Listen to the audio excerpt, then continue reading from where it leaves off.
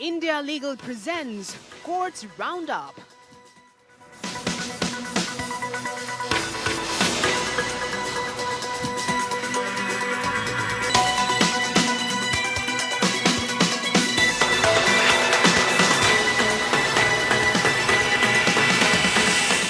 Doctor ortho Ayurvedic oil and capsule, अब दर्द भी घुटने टेकेगा।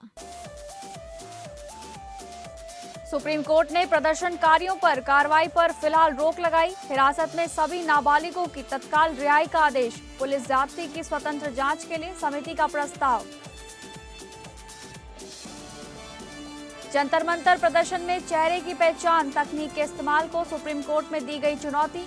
शांतिपूर्ण प्रदर्शनों में फेशियल रिकॉग्निशन पर रोक लगाने की मांग। दिल्ली हाईकोर्ट ने केंद्र और मेटा से मांगा जवाब। इंस्टाग्राम पर फर्जी कॉपीराइट शिकायतों से उगाही का आरोप। अदालत ने पहले शिकायत निवारण तंत्र अपनाने को कहा। शिक्षकों के चुनावी ड्यूटी मामले पर दिल्ली हाईकोर्ट ने संवेदनशीलता बरतने को कहा। कोर्ट बोला, चुनावी ड्यूटी शिक्षकों पर असहनीय बोझ नहीं बने, ध्यान रखकर ड्यूटी लगाएं।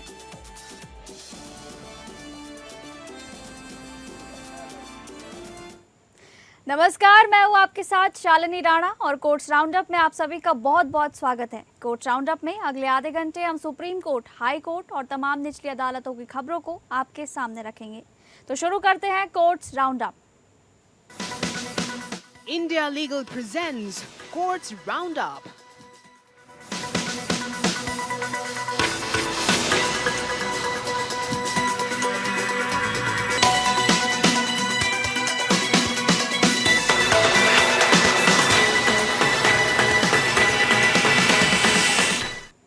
कोर्ट से जुड़ी खबरों का रुख करेंगे, जहां सुप्रीम कोर्ट ने दिल्ली के जंतर मंतर और विभिन्न राज्यों में कॉकरोच जनता पार्टी के नेतृत्व में हुए छात्र प्रदर्शनों से जुड़े मामलों में महत्वपूर्ण अंतरिम आदेश जारी करते हुए प्रदर्शनकारियों के खिलाफ किसी भी प्रकार की दंडात्मक कार्रवाई पर रोक लगा दी है। हालांकि अदालत ने स्पष्ट किया कि ये राहत आपराधिक पृष्ठभूमि वाले व्यक्तियों को नहीं मिलेगी। मुख्य न्यायाधीश सूर्यकांत, न्यायमूर्ति जॉय माल्या बागची और न्यायमूर्ति वी मोहना की पीठ ने सभी राज्यों को प्रदर्शन के दौरान हिरासत में लिए गए 18 वर्ष से कम आयु के बच्चों को तत्काल रिहा करने का निर्देश दिया।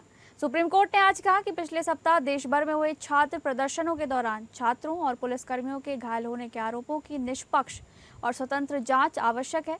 अदालत ने संकेत दिया कि इस मामले की जांच के लिए सुप्रीम कोर्ट के किसी पूर्व न्यायाधीश की अध्यक्षता में एक विशेष जांच दल यानी कि एसआईटी गठित की जा सकती है। साथ ही अदालत ने केंद्र सरकार, दिल्ली राष्ट्रीय राजधानी क्षेत्र एनसीटी तथा असम, बिहार, पश्चिम बंगाल, उत्तर प्रदेश, मध्य प्रदेश, महाराष्ट्र और केरल सरकारों से इस मामले पर जवाब मांगा है। अदालत ने कहा कि पुलिस ज्यादती के आरोप प्रथम दृष्टया निष्पक्ष और स्वतंत्र जांच की मांग करते हैं। इस उद्देश्य से उच्च स्तरीय समिति गठित करने का प्रस्ताव रखा गया, लेकिन उससे पहले केंद्र सरकार, दिल्ली पुलिस और संबंधित राज्यों को अपना पक्ष रखने का अवसर दिया गया। अदालत ने दिल्ली, महाराष्ट्र, बिहार, केरल, मध्य प्रदेश और उत्तर प्रदेश के मुख्य सचिवों को नोटिस जारी किया है। पीठ ने निर्देश दिया है कि प्रदर्शन से जुड़े सभी CCTV footage, drone recording, body camera footage, wireless संचार, पीसीआर कॉल और अन्य साक्ष्य सुरक्षित रखे जाएं। साथ ही प्रदर्शनकारियों का डिजिटल और व्यक्तिगत डेटा सार्वजनिक न करने का भी आदेश दिया गया है। सुनवाई के दौरान अदालत ने उन आरोपों का भी संज्ञान दिया जिसमें pellet gun, rubber bullet, electric baton और कीलों वाली लाठियों के इस्तेमाल की बात कही गई थी। ये भी आरोप लगाया गया कि सादे कपड़ों में पुलिसकर्मियों को प्रदर्शन स्थल पर तैनात किया गया था। दूसरी ओर सॉलिसिटर जनरल तुषार मेहता ने अदालत को बताया कि कुछ आपराधिक तत्व छात्र आंदोलन में घुस आए थे और उन्होंने पुलिसकर्मियों पर हमला किया। पीठ ने कहा कि लोकतंत्र में शांतिपूर्ण प्रदर्शन स्वाभाविक है और ऐसे मामलों में निपटने के लिए सुप्रीम कोर्ट द्वारा पूर्व में निर्धारित प्रोटोकॉल में संशोधन की आवश्यकता हो सकती है। अदालत ने संकेत दिया कि भविष्य के लिए प्रभावी तंत्र विकसित किया जाना चाहिए। सीजेआई सूर्यकांत ने कहा कि हालिया घटनाओं में अत्यधिक बल प्रयोग के आरोप गंभीर हैं और पारदर्शी जांच आवश्यक है, लेकिन तथ्यात्मक जांच अदालत स्वयं नहीं कर सकती। मामला उन याचिकाओं पर आधारित है जिनमें देश भर में शांतिपूर्ण प्रदर्शन सुनिश्चित करने के लिए दिशा निर्देश जारी करने की मांग की गई है। वरिष्ठ अधिवक्ता गोपाल शंकर नारायण ने पुलिस कार्रवाई की जवाबदेही तय करने और स्वतंत्र जांच की मांग की है। श्याम दीवान ने महाराष्ट्र में पुलिस छात्रों द्वारा कथित धमकी देने और इलेक्ट्रिक बैटन के इस्तेमाल का मुद्दा उठाया है। सादान फरासत ने बिहार में हिरासत में बंद लगभग 150 लोगों, जिनमें कई नाबालिग हैं, उनकी तत्काल रिहाई की मांग की है। प्रशांत भूषण ने स्वयंसेवक जुनैद मलिक के कथित अपहरण और दुर्व्यवहार का मामला भी उठाया है। सॉलिसिटर जनरल तुषार मेहता ने निष्पक्ष जांच का समर्थन करते हुए कहा कि छात्रों को शांतिपूर्ण प्रदर्शन का अधिकार है, लेकिन कानून तोड़ने वालों के खिलाफ कार्रवाई भी जरूरी है। उन्होंने कहा कि पुलिसकर्मियों के घायल होने की घटनाओं को भी नजरअंदाज नहीं किया जा सकता और अदालत के समक्ष सभी तथ्य आने के बाद ही स्पष्ट सच्चाई सामने आएगी। मामले की अगली सुनवाई अगले सप्ताह होगी। अब आइए इंडिया लीगल रिसर्चर मुस्कान से पूरे मामले को समझेंगे। मुस्कान, बताइए क्या कुछ जानकारी आपके पास है इस खबर से जुड़ी हुई। नमस्कार। आज सुप्रीम कोर्ट ने एग्जाम पेपर लीक प्रोटेस्ट के दौरान पुलिस ब्रूटैलिटी के एलिगेशन पर एक बड़ी ऑब्जर्वेशन दी है। कोर्ट ने कहा है कि एलिगेशन से प्राइम फेसी इंडिपेंडेंट और फेयर इन्वेस्टिगेशन का केस बनता है। Chief justice India Suryakant, justice Joymalya Bagchi और जस्टिस बी मोहना के बेंच ने स्टूडेंट, इंजर्ड पुलिस पर्सनल और मीडिया पर्सन्स की पिटीशन पर सुनवाई की। पिटिशनर्स की तरफ से सीनियर एडवोकेट गोपाल शंकर नारायण ने shop buttons, pellet guns, injuries, plain clothes, police violence, lawyer पर असॉल्ट और वुमेन एलिगेशन उठाए। एआई सर्विलेंस और फेशियल रिकॉग्नाइजेशन के यूज पर भी सवाल उठाएगी। सुप्रीम कोर्ट ने साफ कहा है कि पीसफुल और लॉफुल प्रोटेस्ट कॉन्स्टिट्यूशन के अंडर प्रोटेक्टेड है और सिर्फ एगिटेशन के नाम पर लाठी चार्ज जस्टिफाई नहीं किया जा सकता। कोर्ट ने पुलिस एक्सेस के एलिगेशन की इंडिपेंडेंट प्रोब और nation wide uniform crowd control protocols की जरूरत पर जोर दिया है। यूनियन की तरफ से सॉलिसिटर जनरल तुषार मेहता ने कहा कि 250 के करीब पुलिस पर्सनल भी इंजर्ड हुए और रिटायर्ड जज की मॉनिटरिंग में इंडिपेंडेंट इन्वेस्टिगेशन के कोर्ट के सजेशन को एक्सेप्ट किया। अब इस मामले की अगली सुनवाई 3 अगस्त को होगी। धन्यवाद। जी, बहुत बहुत धन्यवाद मुस्कान, केस से जुड़ी तमाम जानकारी हमारे दर्शकों तक साझा करने के लिए। कोर्ट से जुड़ी खबरों में आगे बढ़ेंगे, जहां भारतीय कम्युनिस्ट पार्टी मार्क्सवादी के नेता और राज्यसभा सांसद ए रहीम ने जुलाई 2026 में जंतर मंतर पर हुए प्रदर्शनों के दौरान दिल्ली पुलिस द्वारा चेहरे की पहचान तकनीक या फेशियल रिकॉग्निशन टेक्नोलॉजी, FRT और अन्य बायोमेट्रिक निगरानी उपायों के इस्तेमाल को चुनौती देते हुए सुप्रीम कोर्ट में जनहित याचिका दायर की है। याचिका में आरोप लगाया गया है कि दिल्ली पुलिस ने किसी वैधानिक आधार के बिना प्रदर्शन के दौरान फेशियल रिकॉग्निशन सिस्टम, कृत्रिम बुद्धिमत्ता से लैस स्मार्ट ग्लास, फिंगरप्रिंट पहचान उपकरण और अन्य निगरानी तकनीकों का इस्तेमाल किया। याचिकाकर्ता का कहना है कि इससे संविधान के अनुच्छेद 14, 19 और 21 के तहत प्रदत्त निजता, अभिव्यक्ति की स्वतंत्रता और शांतिपूर्ण प्रदर्शन के अधिकार का उल्लंघन हुआ है। ये याचिका जंतर मंतर पर युवाओं के नेतृत्व में हुए उन प्रदर्शनों से जुड़ी हुई है जिन्हें ऑनलाइन समूह कॉकरोच जनता पार्टी ने आयोजित किया था। याचिका के अनुसार पूरे प्रदर्शन के दौरान दिल्ली पुलिस ने CCTV कैमरों, drone, mobile command and control वाहन, AI आधारित फेशियल रिकॉग्निशन सिस्टम और राष्ट्रीय अपराध रिकॉर्ड ब्यूरो के अभिज्ञान मोबाइल फिंगरप्रिंट पहचान एप्लीकेशन के माध्यम से प्रदर्शनकारियों, पत्रकारों और वहां मौजूद अन्य लोगों की लगातार निगरानी की। याचिका में इस कार्रवाई की वैधता पर सवाल उठाते हुए कहा गया है कि ये निगरानी किसी कानून, नियम या प्रकाशित सुरक्षा व्यवस्था के बिना की गई और इस संविधान के अनुच्छेद 14, 19 और 21 का उल्लंघन है, जो कानूनी आधार के अभाव में आम नागरिकों के मौलिक अधिकारों को प्रभावित करती है। याचिका में दावा किया गया है कि दिल्ली पुलिस ने फेशियल रिकॉग्निशन तकनीक के जरिए हजारों प्रदर्शनकारियों का बायोमेट्रिक डेटा एकत्र और प्रोसेस किया। याचिका में कहा गया है कि सार्वजनिक प्रदर्शनों के संबंध में दिल्ली पुलिस के स्थायी आदेश मौजूद हैं, लेकिन उनमें कहीं भी बिना भेदभाव के बायोमेट्रिक जानकारी या फेशियल रिकॉग्निशन तकनीक के उपयोग की अनुमति नहीं दी गई है। याचिका में अदालत से अनुरोध किया गया है कि शांतिपूर्ण प्रदर्शनों के दौरान फेशियल रिकॉग्निशन तकनीक के उपयोग को तब तक तत्काल रोका जाए जब तक इसके उपयोग को नियंत्रित करने वाला कोई कानून लागू नहीं हो जाता। साथ ही ये भी मांग की गई है कि संबंधित प्राधिकरण ये बताए कि किन तकनीकों और डेटाबेस का उपयोग किया गया। जिन लोगों पर किसी अपराध का आरोप नहीं है उनका बायोमेट्रिक डेटा नष्ट किया जाए और ऐसा तंत्र बनाया जाए जिससे कोई भी व्यक्ति ये जान सके कि उसका डेटा एकत्र किया गया है या नहीं तथा वह उसे हटाने का अनुरोध कर सके। इसी तरह का एक मामला फिलहाल दिल्ली हाईकोर्ट में भी लंबित है, जिसमें प्रदर्शनों के दौरान कथित निगरानी को चुनौती दी गई है।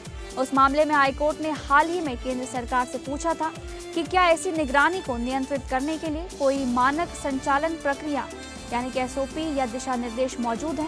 केंद्र सरकार ने उस मामले में नोटिस जारी करने का विरोध करते हुए कहा था कि कानून व्यवस्था बनाए रखने के लिए जंतर मंतर पर होने वाले प्रदर्शनों की वीडियो रिकॉर्डिंग नियमित रूप से की जाती है।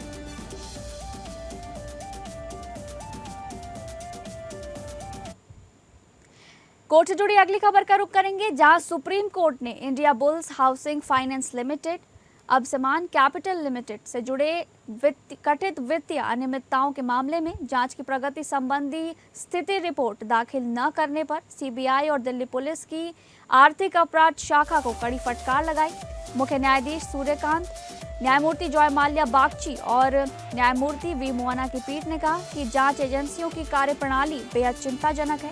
मामले की सुनवाई के दौरान याचिकाकर्ता की ओर से वरिष्ठ अधिवक्ता प्रशांत भूषण ने बताया कि जनवरी में दायर सीबीआई के हलफनामे में कहा गया था कि प्रवर्तन निदेशालय और भारतीय प्रतिभूति एवं विनिमय बोर्ड को धन की कथित हेराफेरी और फंड की निकासी के प्रमाण मिले थे। उन्होंने ये भी कहा कि दिल्ली पुलिस की ईओडब्ल्यू ने कुछ एफआईआर दर्ज की हैं और सीबीआई ईडी द्वारा चिन्हित 5 मामलों को येस बैंक मामले के साथ जोड़ने पर विचार कर रही थी। भूषण ने अदालत को बताया कि प्रमुख आरोपियों में से एक समीर गहलोत लंदन चला गया है और मामले की गंभीरता को देखते हुए विशेष जांच दल गठित किया जाना चाहिए। इस पर मुख्य न्यायाधीश ने टिप्पणी की कि जनवरी के बाद जुलाई के अंत तक जांच एजेंसियों ने कोई नया हलफनामा दाखिल नहीं किया। सीबीआई की ओर से अतिरिक्त सॉलिसिटर जनरल एसवी राजू ने कहा कि जांच जारी है और गंभीर धोखाधड़ी जांच कार्यालय भी मामले की जांच कर रहा है। पीठ ने समीर गहलोत की भूमिका और इंडिया बुल्स से पूंजी के कथित हस्तांतरण की भी जांच करने को कहा है। अदालत ने एजेंसियों के रवैये को चौंकाने वाला बताते हुए कहा कि इतने गंभीर आरोपों के बावजूद वे लगभग मौन बनी हुई हैं। अदालत ने अपने आदेश में कहा कि यदि अतिरिक्त सॉलिसिटर जनरल ने आश्वासन न दिया होता कि 2 सप्ताह के भीतर ताज़ा स्थिति रिपोर्ट दाखिल कर दी जाएगी तो सीबीआई और ईओडब्ल्यू के प्रमुख अधिकारियों को व्यक्तिगत रूप से तलब किया जाता। सुप्रीम कोर्ट ने सीबीआई के आचरण पर भी गंभीर टिप्पणी करते हुए कहा कि इस मामले में उसकी कार्यप्रणाली अत्यंत संदिग्ध प्रतीत होती है। ये मामला सिटीजन्स विस्लओवर फोरम द्वारा याचिका पर चल रहा है। अदालत पहले भी इस मामले में सेबी और सीबीआई के रवैये पर असंतोष जता चुकी है। अब अगली सुनवाई जांच एजेंसियों द्वारा उद्यतन स्थिति रिपोर्ट दाखिल किए जाने के बाद होगी।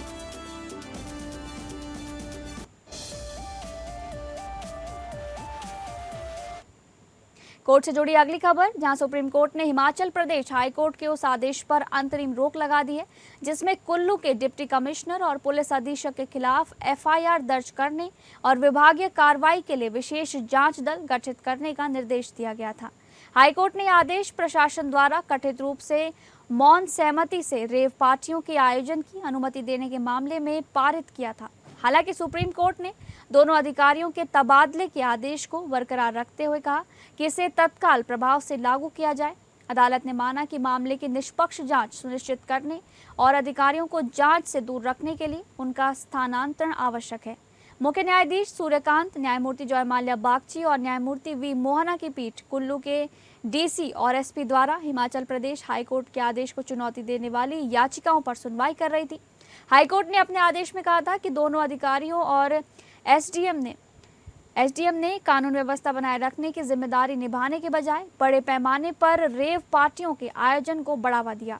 हाईकोर्ट ने यह भी पाया था कि जिन आयोजकों को अनुमति दी गई उनका आपराधिक रिकॉर्ड था, जिसमें एनडीपीएस अधिनियम के तहत दर्ज मामले भी शामिल थे। इसके बावजूद संबंधित डिप्टी सुपरिटेंडेंट ऑफ पुलिस यानी कि डीएसपी की उस नकारात्मक रिपोर्ट की अनदेखी की गई जिसमें अनुमति न देने की सिफारिश की गई थी।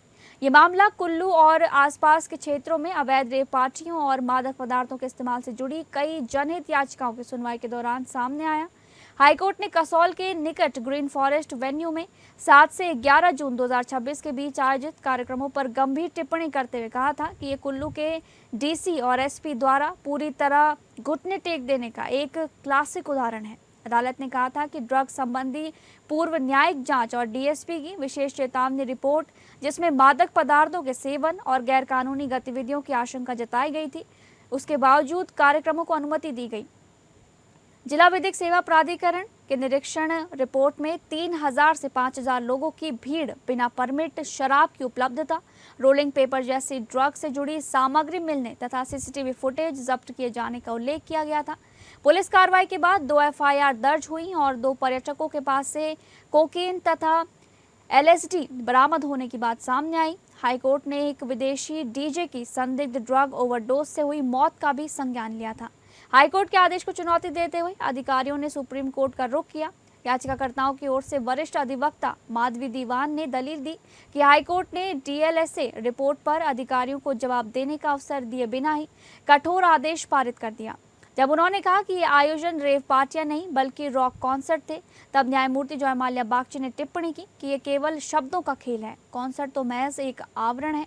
नोटिस जारी करते हुए मुख्य न्यायाधीश सूर्यकांत ने कहा कि तबादला तत्काल प्रभाव से होना चाहिए, आपको वहां काम करने की अनुमति नहीं दी जा सकती। न्यायमूर्ति जयमाल्या बागची ने उन्होंने आगे कहा कि अदालत चाहती है कि मामले की आगे की जांच अधिकारियों की मौजूदगी से किसी भी प्रकार प्रभावित न हो, इसी कारण तबादले के आदेश को लागू रखना आवश्यक माना गया।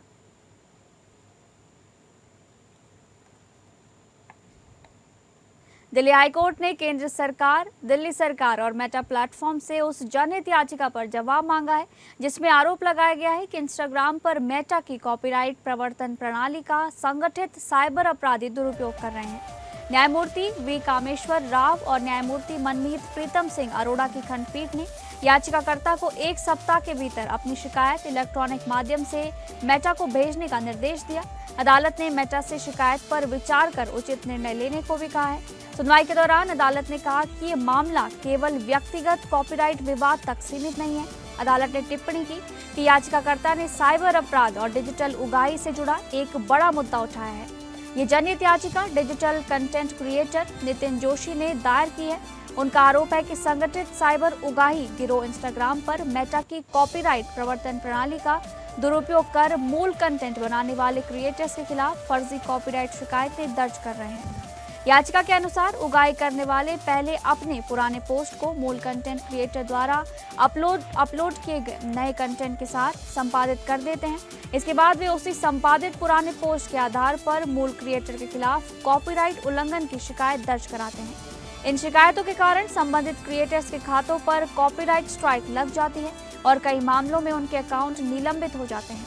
इसके बाद कथित तौर पर शिकायत वापस लेने के बदले उनसे लाखों रुपए की मांग की जाती है। याचिका में कथित रैकेट की जांच के लिए विशेष जांच दल गठित करने, बिना मानवीय समीक्षा के निलंबित खातों को बहाल करने, स्थायी कार्रवाई से पहले अनिवार्य मानवीय समीक्षा, शिकायतकर्ताओं की पहचान उजागर करने और उगाही और धोखाधड़ी से जुड़े मामलों के लिए त्वरित शिकायत निवारण तंत्र बनाने की मांग की गई है।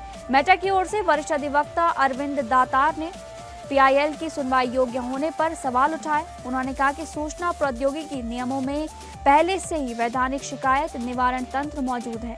जब अदालत ने पूछा कि क्या याचिकाकर्ता की शिकायत का समाधान शिकायत अधिकारी कर सकता है, तो दातार ने इसका उत्तर हाँ में दिया। हालांकि अदालत ने कहा कि याचिका में उठाए गए मुद्दे केवल व्यक्तिगत कॉपीराइट विवाद से कहीं व्यापक प्रतीत होते हैं। उन्होंने ये भी कहा कि यदि वैधानिक उपाय अपनाने के बाद भी याचिकाकर्ता संतुष्ट नहीं होता तो वो हाईकोर्ट के समक्ष रिट याचिका दायर कर सकता है। याचिकाकर्ता की ओर से अधिवक्ता तेजवीर सिंह ने कहा कि याचिका मेटा की कॉपीराइट प्रणाली के खिलाफ नहीं बल्कि उसके कथित दुरुपयोग के खिलाफ है, जिसे साइबर उगाही के साधन के रूप में इस्तेमाल किया जा रहा है।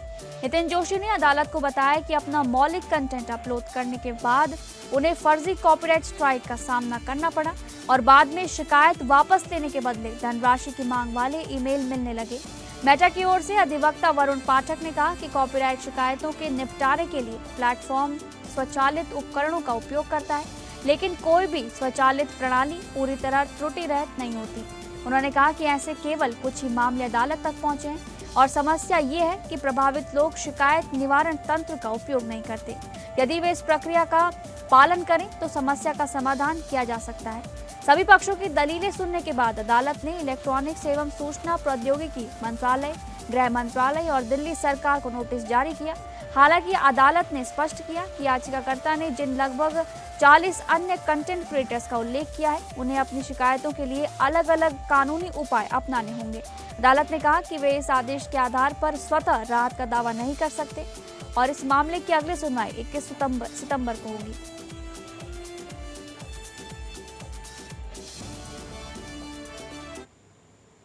अगली कोर्ट से जुड़ी खबर का रुख करेंगे, जहां पर दिल्ली में एसआईआर ड्यूटी के लिए स्कूली शिक्षकों को लगाए जाने को चुनौती देने के मामले में दिल्ली हाई कोर्ट में सुनवाई हुई।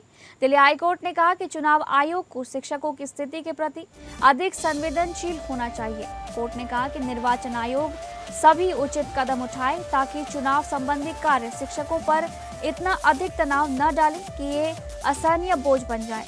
हाईकोर्ट ने निर्वाचन आयोग को निर्देश दिए कि शिक्षकों को चुनाव संबंधी कार्य सौंपते समय लगाए जाने वाले कर्मचारियों के विभिन्न पहलू को भी निर्वाचन आयोग और उसके अधिकारियों द्वारा ध्यान में रखा जाए।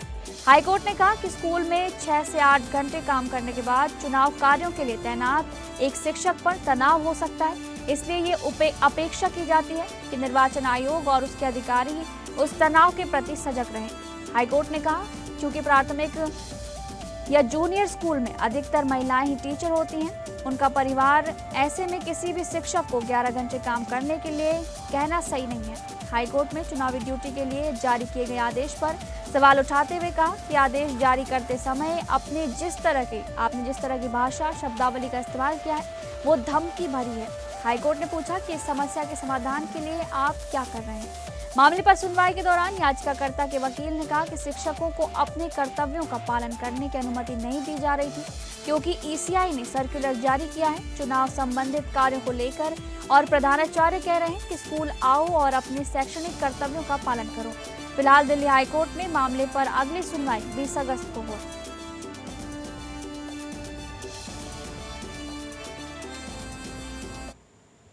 ये थी कोर्ट से जुड़ी हुई खबरें। अब आइए इंडिया लीगल वेब रिपोर्टर से समझें कि क्या किसी प्रधानमंत्री को सुप्रीम कोर्ट हटा सकता है।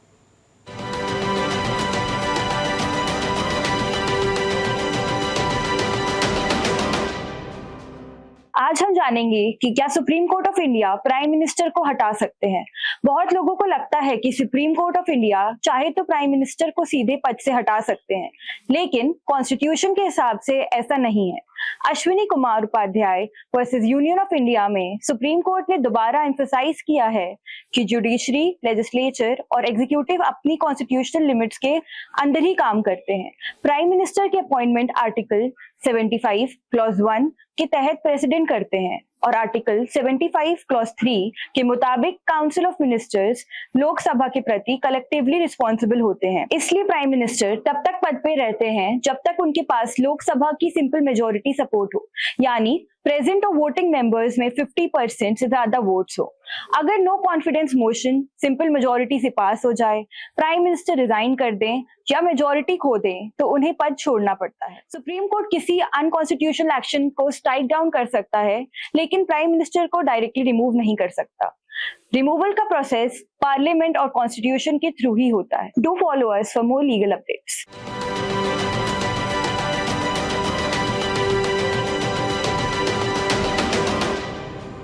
तो फिलहाल कोर्ट्स राउंड अप में बस इतना ही। नमस्कार। India Legal presents Courts Roundup.